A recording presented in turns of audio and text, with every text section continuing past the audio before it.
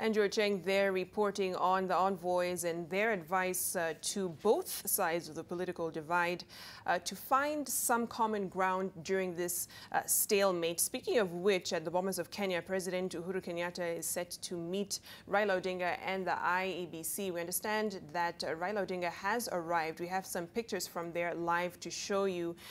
This meeting, a lot is pegged on it, given that religious leaders, foreign envoys, and of course the IEBC have been putting together concerted efforts to ensure that these two principles come to the table, sit and talk through what is considered a stalemate ahead of the October 26th election. There you see Raila Odinga awaiting this meeting to begin. However, when we spoke to Andrew Cheng a bit earlier on, President Uhuru Kenyatta is expected to arrive later on this afternoon.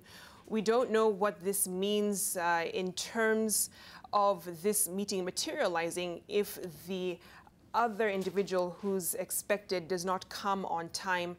2 weeks ago, we saw this play out where the NASA leaders did come early to Anniversary Towers and did not find the Jubilee Party there. They then proceeded to leave, after which Jubilee came shortly after, and we saw a fallout happen between the two.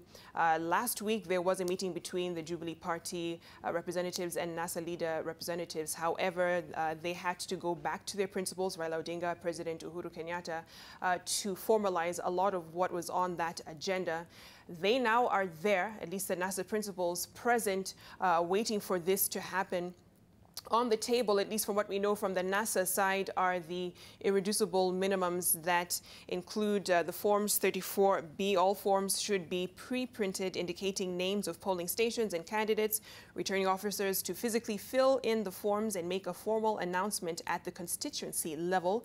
The above process to be done in the presence of agents, media, observers, and the public, which we know the IEBC has agreed to at least that aspect. There should be no use of Excel documents in filling result forms, and all forms should be standardized. That was a key concern during the Supreme Court ruling, given that some of the forms were not standardized. The second, of course, is printing of ballot papers and forms. Al Ghurair, which had been the contracted company, they have said should not be party to this next election. Let's listen in to Andrew Cheng. He has some new information for us.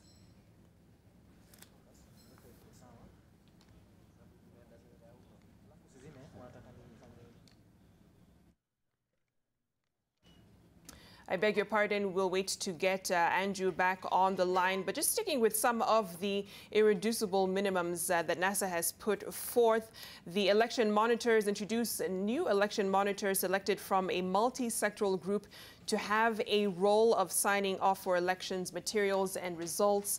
Election monitors to sign off on the Forms 34A, Forms 34B before the results are announced. This actually is a change that will be instituted in the election laws, as we heard from the Jubilee side, is to have all the forms in before the election results are announced. When it comes to returning officers, a new slot for returning officers to be appointed for all the 291 constituencies. We know that the IEBC has agreed to reshuffle some of the returning officers, replace others ahead of the October 26th election. So this is something that at least they have already agreed to. When it comes to results transmission, that also was a point of concern during the Supreme Court ruling. No text messaging and sending of election results. Only scanned images to be sent through the KEEMS kit to the constituency and the National Tallying Center. As we do know, the constituency level is where the presidential results, at least the tallying, will be considered final, and then the result being announced from the National Tallying Center. The Commission to proactively announce exact number of persons who have voted at 5 p.m. based on tabulations from the KIEMS kits before the counting starts.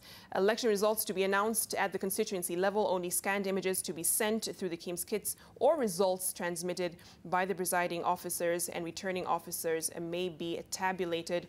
The National Tallying Center should not display results before they are verified and announced at the constituency level. No results should be displayed unless political party candidates' agents are given full access to all transaction logs and databases. That had been a concern from the August 8th election. Some agents were not able to sign those forms, hence invalidating them. So that, of course, coming up as a concern in NASA's irreducible minimums. Media houses should proactively cover all results announcements at the respective constituencies. As I said earlier, the IEBC has agreed to that point, allowing the media to supervise a lot of the counting and tallying during that process to also show transparency on their part.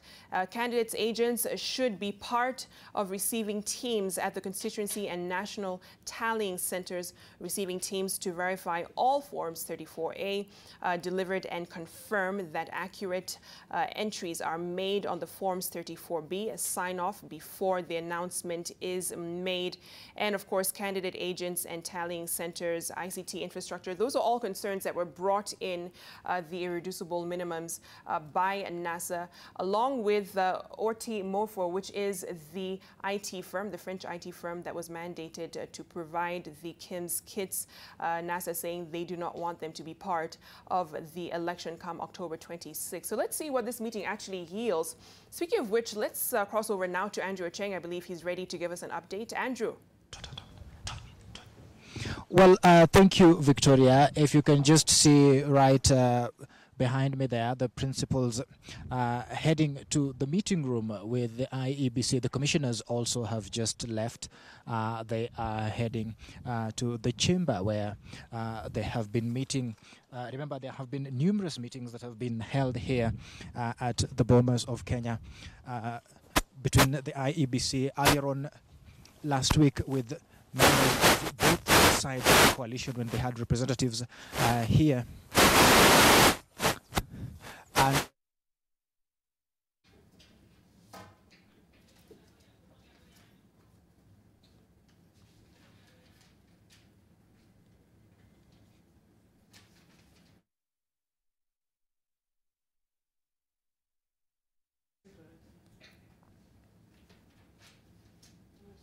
Okay, we seem to have lost Andrew temporarily, but you are seeing the NASA principals, that is James Orengo.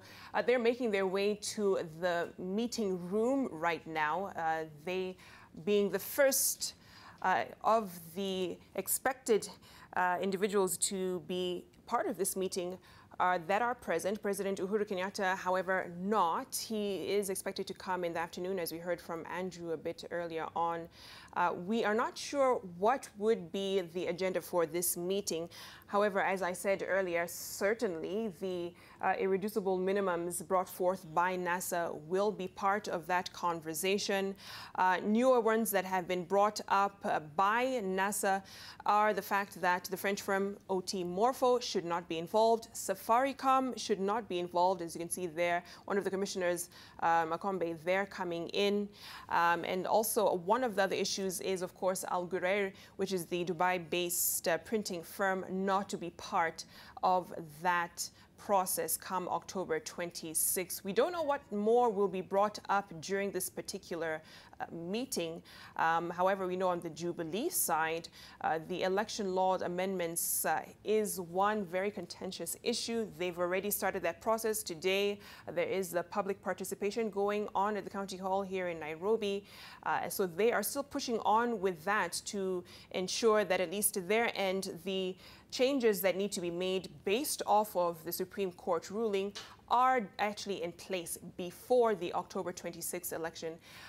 NASA, however, saying that that will certainly sour the talks as they move forward. We heard from Honorable Wandai saying that if that is taken off the table, the election law amendments is taken off the table, it would have an indication of good faith on the side of Jubilee to at least iron out a lot of the contentious issues that they are facing now. So it is yet to be seen whether President Uhuru Kenyatta, the Jubilee side, would be willing to withdraw that, and whether NASA will be willing to cede ground on some of their irreducible minimums after this meeting. It is a very important meeting that Kenyans are watching closely, religious leaders are watching closely, foreign envoys are watching closely for these two principles to meet, given what has been happening. Both sides taking a very hardline stance on the election preparations, giving ultimatums on what they want done and seen before the October 26th